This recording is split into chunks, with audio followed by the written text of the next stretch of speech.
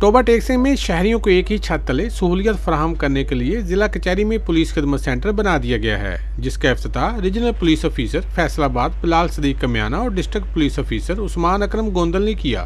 इस मौका पर मीडिया से गुफ्तगू करते हुए आरपीओ बिलाल सदीक कमियाना ने कहा कि पुलिस खिदमत मरकज का मकसद लोगों को पुलिस के मुतल्लिका सहूलियत एक छत के नीचे फराहम करना है। इसमें बेसिकली जैसे कि आप जानते हैं कि लोगों को बड़े इश्यूज आते थे, ख़ास तौर पे पुलिस सर्टिफिकेट बनाने के लिए, लाइसेंस बनवाने के लिए, गुमशुदगी की रिपोर्ट लिखवाने के लिए।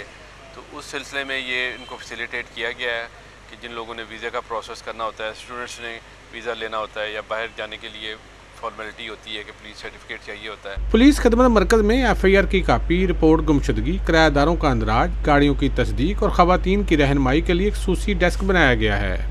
आरपीओ बिलाल सदीक कमियाना ने शहरियों से दरख्वास्त की है कि वो पुलिस का साथ दें और मुजरमों की निशानदही करें ताकि मुल्क से जराइम का खात्मा हो सके। कैमरा मैन रशीद अंजम के साथ सुल्तान महमूद, टोबा टेक्सिंग।